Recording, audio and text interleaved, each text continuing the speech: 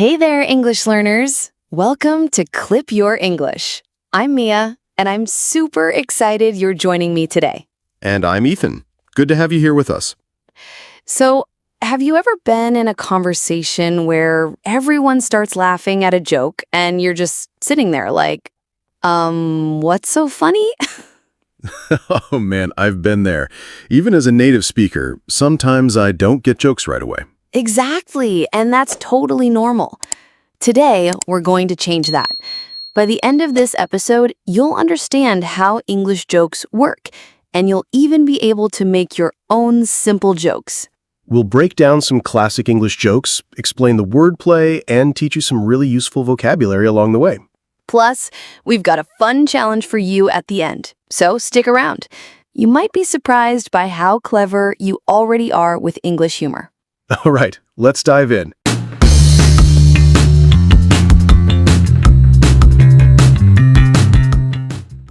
So, Ethan, let's start with the basics. Why are English jokes so, confusing for learners? Oh, that's a great question. I think it's because English jokes often use wordplay. You know, when one word has two different meanings, or when words sound similar but mean different things. Exactly. And the thing is, when you're learning English, you're usually focused on one meaning of a word. But jokes, they love to play with multiple meanings.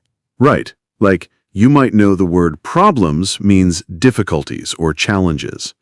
But in math, problems also means, math exercises. Ooh, perfect example. That's actually our first joke today. Ready for this one? Let's hear it. Okay, here we go. Why did the math book look sad? Because it had too many problems. Classic. So, let's break this down for our listeners. Absolutely. First, let's look at the phrase look sad. When we say someone or something looks sad, we mean they appear sad. Their expression shows sadness. Right. And of course, books don't actually have faces, so they can't really look sad, but we're pretending the book is like a person. Exactly. We call this personification, giving human qualities to non-human things. It's super common in English humor. Now, the key word here is problems. In everyday English, if you have problems, you have difficulties in your life, right? Yep. Like, I have money problems, or I have health problems. These are serious, stressful things. But in a math book, problems are just, math exercises, equations you need to solve. They're not sad or stressful, they're just math. So the joke is playing with both meanings. The math book is sad because it's full of math problems, but we're pretending those problems are like life problems. It's silly, but that's what makes it funny. The unexpected connection between the two meanings. I love it. Okay, let's try another one. This time it's about homophones. Ooh, nice. For our listeners, homophones are words that sound the same but have different meanings and often different spellings. Perfect. Here's the joke. What do you call a bear with no teeth? A gummy bear. Okay, this one's really clever. Let's explain it. So first, we have the word gummy. Now, if you don't have teeth, your mouth is gummy, like soft and squishy, right? Exactly. When babies don't have teeth yet, we sometimes say they have gummy smiles because their gums are soft. But here's the twist. Gummy bear is also the name of those little colorful candies. You know, those chewy, sweet bears you can buy at the store? Right. So the joke works on two levels. A bear with no teeth would literally have gums instead of teeth, making it gummy. But gummy bear is also a real thing we all know. And the word bear appears in both parts, the animal bear and the candy bear. It's like a perfect match.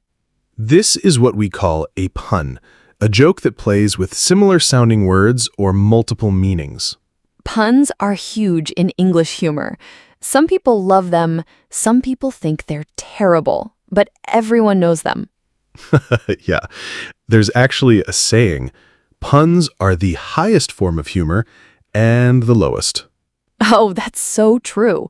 You either love them or you groan and roll your eyes. Speaking of groaning, let's do another one. This time, it's a knock-knock joke. Ooh, yes. Knock-knock jokes are like the most American style of joke. They have a very specific format. Right. They always start the same way. One person says, knock, knock, and the other person says, who's there? Then the first person gives a name or word, and the second person repeats it back with who at the end. And that's when the punchline comes. Let me show you. Go for it. Knock, knock. Who's there? Lettuce. Lettuce who? Let us in. It's cold out here. Oh, that's good. So the word lettuce, that's the green vegetable, right? Yep. But in the punchline, lettuce sounds like let us. So let us in sounds like let us in. It's a homophone situation again. The vegetable name sounds like the phrase let us. Exactly. And the joke makes sense because if someone's knocking on your door in the cold, they naturally say, let us in, it's cold out here. But instead of saying, let us, they use the vegetable name, lettuce. It's unexpected and silly. Knock-knock jokes are great for English learners because they follow such a clear pattern. Once you understand the format, you can create your own. Absolutely. And they're usually pretty simple vocabulary-wise. No complex grammar or super advanced words. Although, sometimes the simplicity is what makes them funny. Like, they're so basic that they become amusing. True. Okay, let's move on to idioms in jokes. These can be tricky because idioms don't mean what the individual words suggest. Oh yeah. Idiom jokes can be really confusing if you don't know the idiom first. Here's a good example. Why don't scientists trust atoms? Because they make up everything. Ooh, this one's fantastic. It uses the idiom make up. Right. So in everyday English, when we say someone makes up stories, we mean they create false stories. They lie or invent things. Like, don't believe him. He's just making that up. It means he's not telling the truth. Exactly. So if someone makes up everything, it means they lie about everything. You can't trust them. But here's the scientific twist. Atoms literally make up everything. They're the building blocks of all matter in the universe. So atoms actually do make up everything in the physical sense. They compose everything we see and touch. The joke plays on both meanings. Atoms are untrustworthy because they make up, meaning lie about everything, but also atoms literally make up, meaning compose everything. It's science humor, which is often called nerdy humor, but I think it's clever. Me too. Plus, it teaches you something about science while being funny. Now, let's talk about timing in jokes. This is super important in English humor. Oh yes. Sometimes the same joke can be hilarious or completely flat depending on how you tell it. Right. In English, we often pause just before the punchline. It builds suspense. Like this. What's the best thing about Switzerland? Pause. I don't know, but the flag is a big plus. Did you hear how Ethan paused right before, but the flag is a big plus? Exactly. That little pause makes the punchline hit harder. It gives your brain time to wonder what the answer will be. Plus, this joke has visual wordplay. The Swiss flag has a big cross on it, which looks like a plus sign. And plus can mean both the mathematical symbol and something positive or good. So, a big plus means both a good thing and literally a big plus sign. Very clever. These visual puns are common in English. Sometimes you need to picture something in your mind to get the joke. Absolutely. Okay, let's do a different type. A joke with a surprise ending. Oh, I love these. They set up an expectation and then completely change direction. Here we go. I told my wife she was drawing her eyebrows too high. She looked surprised. Oh, that's good. Do you see what happened there? The setup is normal. A husband telling his wife her eyebrows look weird. Nothing funny yet. Right. And when someone draws their eyebrows too high, it means they draw them higher up on their forehead than they should be. So far, it's just a regular story about makeup. But then comes the punchline. She looked surprised. And here's the visual joke. When people are surprised, they raise their eyebrows. Their eyes get wide and their eyebrows go up. So if her eyebrows are already drawn too high, and then she raises them because she's surprised, she must look really funny. It's a cause and effect joke. The husband's comment about her eyebrows made her surprised, which raised her already too high eyebrows even more. These kinds of jokes teach us about expressions too. Looking surprised is a common way to describe someone's facial expression. And it's a great example of how English humor often comes from everyday situations that everyone can relate to. Totally. Most people have had conversations about appearance or makeup, so the setup feels familiar. Now, let's talk about cultural references in jokes. These can be the trickiest for English learners. Oh, yes. Sometimes jokes reference movies, TV shows, famous people, or cultural events that you might not know about. But don't worry, even native speakers don't get every cultural reference. It's totally normal. Here's a simpler one that uses a common cultural reference. Why did the Scarecrow win an award? Because he was outstanding in his field. This one's perfect because it uses a very common expression, outstanding in your field. Right. When someone's outstanding in their field, it means they're excellent at their job or area of expertise. Like, she's a doctor, and she's really outstanding in her field. It means she's a great doctor. But a scarecrow literally stands in a field, like an actual farm field with crops. So the scarecrow is outstanding in his field in two ways. He's excellent at his job, and he's literally standing out in a field. It's geography humor, and anyone who knows what a scarecrow is can understand this joke. Plus, it teaches you the phrase, outstanding in your field, which is really useful in professional contexts. Exactly. You might hear this in job interviews or performance reviews. Let's try one more type, self-deprecating humor. This is when you make jokes about yourself. Oh, this is very common in English-speaking cultures. People often make fun of themselves to be humble or relatable. Here's an example. I haven't slept for 10 days, because that would be too long. Okay, this one's interesting because it plays with literal versus figurative meaning. Right. When someone says, I haven't slept for 10 days, we usually understand it figuratively, like they've been very busy or stressed. We know they've probably slept some, but maybe not much or not well. But the punchline takes it literally.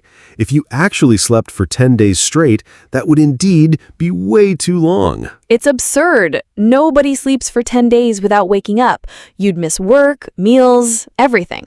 So the humor comes from the literal interpretation of a figurative statement. And it's self-deprecating because the person is making fun of their own word choice, not someone else's. These jokes show that English speakers love to play with language itself. We enjoy the flexibility and multiple meanings. Now, let's talk about delivery. How you say a joke is almost as important as the joke itself. Absolutely.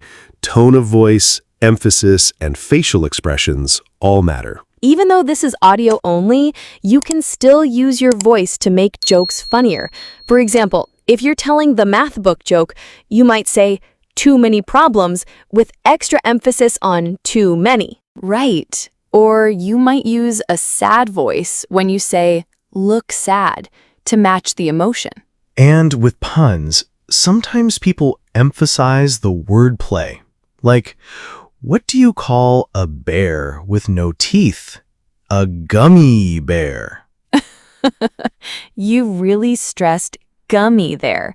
Some people also pause right before the pun to highlight it. Exactly.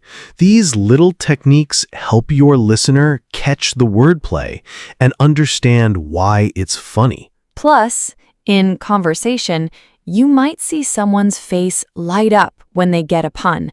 That's part of the fun. Oh, and here's something interesting. Sometimes people groan at puns, but that's actually a compliment.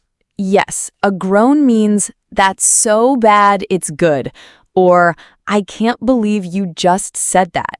It's affectionate teasing. So if someone groans at your pun, don't feel bad. It means you successfully created a classic groan-worthy pun. Now, let's give you some practical tips for understanding English jokes in real life.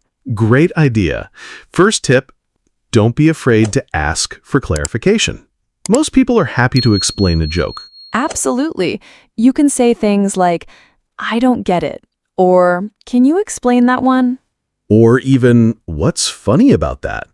Most native speakers will gladly break down the wordplay for you. And second tip, pay attention to repeated words. Often the joke hinges on one word that appears twice with different meanings. Like in our problems joke, the word problems was key to understanding the humor. Third tip, learn common homophones. Words like to, and to, or there, and there show up in jokes all the time. And fourth, study idioms. The more idioms you know, the more jokes you'll understand. Plus, idioms make your English sound more natural in general conversation, not just in jokes. Fifth tip, watch English comedy. Movies, TV shows, stand-up comedy. Even if you don't get every joke, you'll start to recognize patterns. Yes, and don't worry about understanding everything. Even native speakers miss jokes sometimes. Sixth tip, practice with simple joke formats like knock-knock jokes. They're predictable, so you can focus on the wordplay. And finally, have fun with it. Humor is supposed to be enjoyable, not stressful. Exactly. If you don't get a joke, it's not a failure. It's just an opportunity to learn something new. Now let's create some jokes together. We'll give you the setup, and you can try to think of the punchline. This is great practice. Ready for the first one? Here's the setup. What do you call a sleeping bull? Think about it for a moment. What could you call a sleeping bull? Remember, it's probably a pun. Think about words related to bulls and words related to sleeping. Got an idea? The answer is a bulldozer. Get it? Bull plus dozer, and a dozer is someone who dozes, which means sleeps lightly. Plus, a bulldozer is also a real machine, so it works on multiple levels. Let's try another one. What do you call a fish wearing a crown? Fish? Crown? What could that be? Think about royal titles. What do you call someone who wears a crown? That's right, a kingfish. But we say it as one word, kingfish. And guess what? Kingfish is actually a real type of fish, so it's a perfect pun. These examples show how English jokes often connect two real things in unexpected ways. Now, here's your challenge. We want you to try creating your own simple pun. Start with a common word that has multiple meanings, or find two words that sound similar. Think about animals, food, or everyday objects. These make great joke topics because everyone knows them. And remember the basic question format. What do you call a? Or why did the? Here are some words you could play with. Orange, color and fruit. Pen, writing tool and animal enclosure, bark, dog sound, and tree skin. Or try homophones like hair and hair, flower and flower, break and break. Once you create your joke, share it in the comments. We'd love to see your creativity. And don't worry if it's not perfect. Even bad puns can be funny because they're so bad. That's the beauty of English humor. Sometimes the cheesier, the better. Before we wrap up, let's review the main types of jokes we covered today.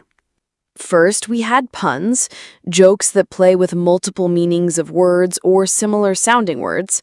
Then homophone jokes, using words that sound the same but have different meanings. We explored knock-knock jokes, a specific format that's very American and usually includes puns. We looked at idiom jokes. These require knowing common English expressions first. We inspected visual puns, jokes that work because you picture something in your mind. Surprise ending jokes. They set up one expectation and then completely change direction. And self-deprecating humor, making fun of yourself rather than others.